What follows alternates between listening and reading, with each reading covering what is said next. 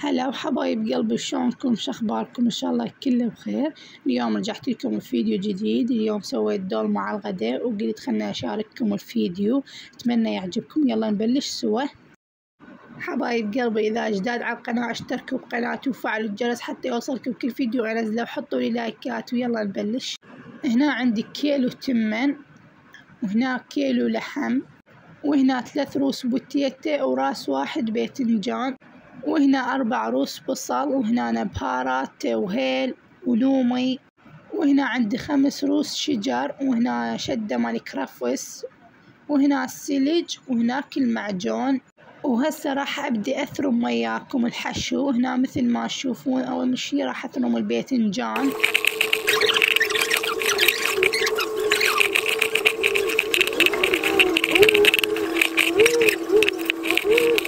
وهنا مثل ما تشوفون خلصت من الباذنجان وراح اثرم البوتيتا.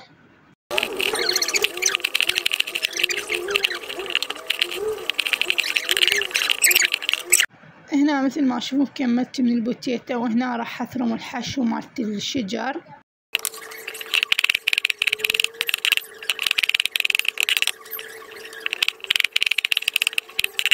هنا خلصت من الشجر راح اثرم البصل.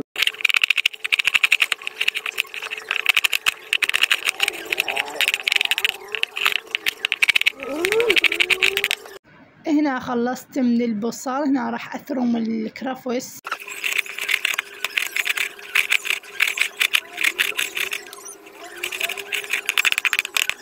وهنا مثل ما تشوفون انا كملت من الحشو، راح ابدا اخلي اللحم، اخلي التمن، اخلي البهارات، وهنا خليت 3 خواشيق معجون، وهنا خليت خاشوقة ونص ملح. وهنا راح ابدي اخلط المكونات كلها سوا. وهنا مثل ما تشوفون كملت الحشو وغسلت السلج. وهنا مثل ما تشوفون راح احضر الجدر مال الدولمة. هنا خليت زيت، وراح اخلي العوادين مالت السلج.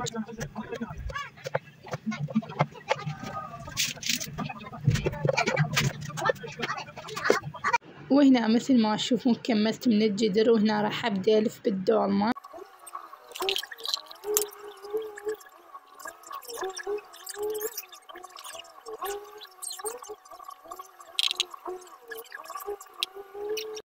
وهنا كملت اللف مال الدولمة، وراح اخليها على نار هادية حتى تتعرق شوية، وبعدين اخلي لها الماي. وهنا مثل ما تشوفون تعرقت الدولمة وخليت لها المعجون، راح اخليها تستوي على راحتها.